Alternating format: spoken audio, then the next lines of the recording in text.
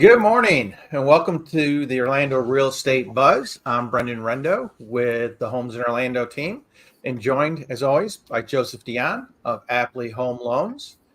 And well, Joe, after a week or so of kind of quiet, just pushing along, all of a sudden we got some news this week. Powell came out yesterday. I think kind of surprised a lot of people. On his feeling on inflation. We got some job numbers, new job numbers, and then we got some revised job numbers that were extremely interesting. And then we got some inflation numbers that are kind of not real helpful in any manner whatsoever. Do you know what, Just a little bit. Just a little bit. But it was kind of interesting because Powell came out yesterday and he said he wants to see more good inflation readings before it can cut rates. And you look at some of the headlines, and the headlines are like, oh, inflation's under control. But you're seeing upward pressures in a couple different areas right now. Yeah. And earlier this week, we got the manufacturer's PMI, and that put a lot of pressure on interest rates. And I think you saw it. What was it, Monday, Tuesday? You kind of took a hit. Yeah, we took a little bit of a hit. It hasn't been too much fun. Little rebound afterwards. But yeah, we definitely saw that 10-year bond kind of bump up. Not necessarily bad in the grand scheme. You don't want it to go too fast, but we're kind of really wedging into a very, very tight support resistance level. So we can really see it move. We might see a wild movement one way or the other in the near term. Yeah, because I know we had been sitting, in that 4.2, maybe 4.28, kind of up and down a little bit, but we broke back above that 4.3, and price wise, we're sitting where maybe about 7.25, a little over 7. Let's go a little bit higher. If you don't want to pay discount points, you're going a little bit higher. Okay. So if you want to pay discount points, 7.25 is pretty reasonable. But we've got a lot of our lender pricing from closing yesterday was saying in that 7.375 to 7.625, almost all of our investors. That's 20 plus investors. So we're probably gonna see an increase in the discount points. People trying to get those rates down a little bit because we kind of settled. I think people were starting to feel, they weren't liking it, around that 7, maybe a little bit lower. But they were willing to go into deals, and I think we'll see that. And I hope this doesn't pull us back a little bit, because past week and a half, I've actually talked to a lot of people who are starting to feel like, okay, it's springtime. Yeah, I think we want to try and take a look. A lot of questions about what first time home buyers, are there any programs that we can currently get into? Anything you can help, any way you can help direct us. So we've got the one with the $5,000 grant that's currently available depending on where you live. And then of course, was about 70, 80 days from now, we're going to have the Hometown Heroes with the 100 million. Yes. So if you're a first time home buyer and you're sitting watching, we got to get you ready. Don't be afraid to reach out to us, and let's start getting you ready for what's about to come. Yep. So we had the manufacturers, we had the service PMIs come out, but I think this was another driving force as well. Is the ADP job numbers came out. And we jumped 184, which was well above the expectations. Yeah.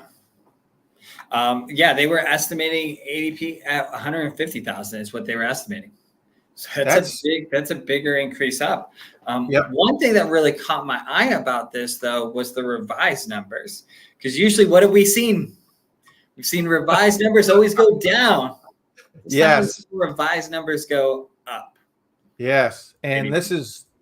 this is from the Philly Fed for last year. The Philly Fed revealed that the job numbers were inaccurate by 800,000 jobs. That's a big inaccurate number. Like, and they just updated this. What was that? Like April? Wait. April, I think April 2nd. Wow. So just Or came April out 1st. April 1st. April 1st. So, And it like, wasn't an April like, Fool's that's a joke. no news. Like, nobody really caught. Like, it kind of just slid right there. And then, like, 800,000 is a significant revision to be like, hey, last year we were off by 800,000. Yeah. Well, that's one thing that's always bothered me. It always seems like when they come up with the revisions, it's like page 89 in the newspaper. Like, oh, whoops, we're sorry, we screwed this up, but yeah, we did disclose it. It's way back here. Yeah. But they said, instead of 1.1 million jobs touted by the administration, the actual increase was only a mere 10,000 jobs. It's a big, big difference. That's a huge difference. That's a big, big difference. And they also said that actually 23 states saw job losses during that period. So remember we were talking last week, we're told that the economy is robust, but is that what we feel from our clients out there and from the people we're talking to out there? And it's just now I've got some justification of why what I'm feeling is the way it is because the numbers just aren't there. And you had mentioned something about the layoff numbers came out this morning. Yeah, the Challenger report that just came out. Every day they once a month they come up with a report, and this is the Challenger job cut report, which is basically corporate layoffs. Like bigger corporations have to report to the states, this and that, to the state departments of labor. And they actually showed that there was 90,309 layoffs in March reported through this, which was slightly above before. In February, there's 84,638. The big thing to take away from this was the biggest reported number since January of 23. So we're seeing those corporate layoffs continue to go up. Yep. So I think the Fed's looking at the new data, not looking at the revised data. And I think that's where Powell, I just don't, he comes out kind of dovish, but boy, does he pull back quick. The slightest little change, and all of a sudden he pulls back, and Dove gets thrown back in the cage. Because I mean, right now, when we look at it, what people are looking at as far as possible cuts, May's off the table. Yeah, May just like we had just done the previous month, we said it was going to be off the table. May really right now looks like it's off the table. It's not going anywhere. We're not going to cut. But I found this kind of interesting, even with Powell's news conference yesterday and discussion yesterday. Yeah, we actually went up about 6% over a week ago of people thinking that June's going to be the first rate cut, which is interesting. Jumped up to 61%. Very, very interesting, because I feel like both in yesterday and in February of this past week, Powell was very kind of like, hey, like higher interest rates are okay. We may see this for longer. We may, like, he took a very, like, I thought, kind of a hawkish kind of like, hey, like we're going to sit back. We don't need to do anything. Let's see. We need to see more, more data to show we're heading in the right direction. We haven't seen it yet. Yep. And I think both you and I are on the same page that we really don't feel that we may see our first rate cut possibly now until September. Yeah. If they continue the numbers, it's going to be interesting, because I think the closer we get to the election, I think there's going to be more, it's not supposed to be political, but it always is. I think you're going to see more pressure on Powell to cut rates to give a little boost to the economy if we continue to see revised numbers coming in where they're coming in. Yeah. I think the administration is going to put a lot of pressure on them to, hey, let's do one or two cuts. So maybe that's the pressure that we see coming, maybe in June, maybe in August, that, hey, we want to make sure we've got a nice, robust economy for the election period. And I think that's maybe some of the additional pressure that Powell is starting to feel overall is, okay, I got the administration kind of calling me up every day. Hey, how things going? Hey, yeah, when are you going to cut those rates? Yeah, June would be great. June would be wonderful. Yeah, I think you're right. We could start seeing some of that administrative cut on that, that pressure that's going to start to play in. And I think maybe that's what we're seeing with a lot of these people starting to increase is they're going, maybe we're going to see some pressure, and that's why we're going to see some movement. Yep. And if the numbers in the housing continue to stay flat, I think you're going to see additional pressure in that area. Especially if the inflation numbers keep going up and there's continued pressure on the interest rates to push up a little bit. Because one thing we haven't talked about is gold. Yeah. Gold which is a hedge against inflation, has continually gone up, and it reached a recent new record of over $2,300. So people are moving to gold because I think there is some fear of inflation reigniting over where it showed the decrease. And I think if we look over the past 3 to 4 months, we've seen a slow and steady increase of those inflation numbers. So going to be something interesting to watch to see how political pressure plays on this whole thing over the next several months with the election coming up as well. So that's kind of where we're sitting there. And then let's hop into our numbers.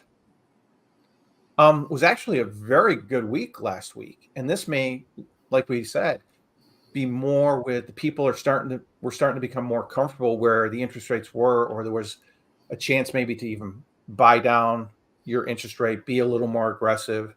And we saw a jump of over 100, roughly about 120 home sales for last week. And that's pretty good in the middle of the month. And we also saw our inventory decrease a little bit, which I kind of expected because it's springtime. We had the holidays coming up, and I've seen more people with the rate stabilizing kind of feeling, okay, this is where we're going to be. We're going to go ahead and make the move ahead and go ahead and purchase. And then condo market, it's just as flat as it has been. But look at this. We actually went down 14. That's the first time we've gone down, I think, in a year. Is that just people getting fed up and taking them off the market? What is that? It very well could be. It's interesting because I was talking to you yesterday. I've got 2 clients who own vacation rentals condos in the Disney area, and their bookings are down by probably over half, if not greater, right now. Wow. And they want out. And I looked in both of the communities, one Bahama Bay, the other Wyndham. And Bahama Bay, I believe, has 26 units for sale right now. And Wyndham has 22 units for sale right now. That's a lot of units. It's a lot of competition right there. A lot of competition. And in the past month, I think only 5 have sold. So they're not turning a whole lot. And your average days on market in those communities is jumping up to around 100, 110 days on the market. So they're sitting. They're not moving too quick. Interesting. And then here's the ones we always really enjoy looking at, which is the original to final list price. And we broke down again and dropped down to 91%. You want to see where the big one was? Again, in the over 1 million market. The original to list average was $390,000. Is that just because there was just one big, one big sale or something? No, there were 48 sales of over Okay. $1 million. That's still, 48 sales in a week. Yeah, It's pretty significant on the million plus range. Like let's be real. That's a great number. That's a good number. But to look what see they're a having to do. 390,000 average drop. Yes, from the original list price. Wow. So they came out to roughly about a 15% discount off the original list price in the million plus to sell homes last week. That's people just getting tired of their house being on the market. Yeah. And like, I've got to sell this. I've got to sell. Let's do whatever we have to do to get now. this. Are these buyers like with that big of a drop? Are they still kind of like from the equity gain? Like they didn't lose all their equity. They're still in positive positions, right? No, the majority of them are still have a great equity gain. It's just they're trying to get everything they possibly can out of it, and people are just not willing to do it anymore. Yeah. When you start seeing, that your average days on market are 60 plus days, again, this goes back to the changes from the old way real estate was done, which was, hey, 6 months was a buyer's market. Yep. Now, really, that's 60, 90 days. That's really where it starts, I think, to be very advantageous for the buyers. I mean, when we look at our months, if you go up here and we look at our months of inventory, we're almost at about 3 months worth of inventory, which, even a year ago, this was sitting about a month and a half worth of inventory. So we've gained a lot. We've gained a lot as far as the inventory in the Orlando area. And remember, this doesn't include the inventory that's in the builders' pipelines as well, which is continuing to increase every month. So there's a lot. As a buyer, there's opportunity to make things work and really go in aggressive on your offers. Ask for it. Yep.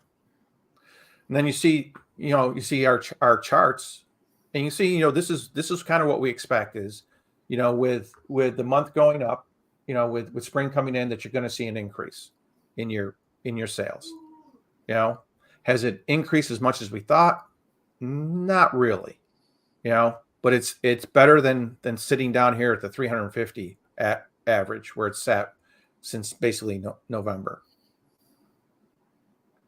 And then our total actives, we're still up nearly 4% over the beginning of the year. And I think as long as we stay up above this, really this 5,400 number, it seems that we're going to continue to stay in that 60-day market for most homes. Then we got into the condos. You see here that, we're sitting roughly about 95%. And of course, the majority of the sales are in the under 250,000, market. But look at the months of inventory. We're about 5 months worth of inventory right now through the overall condo market. Yeah. And when you get above the 500,000, you actually broke that 6 month mark. So again, condos, if you're looking at a condo, you can be aggressive. You can be very aggressive.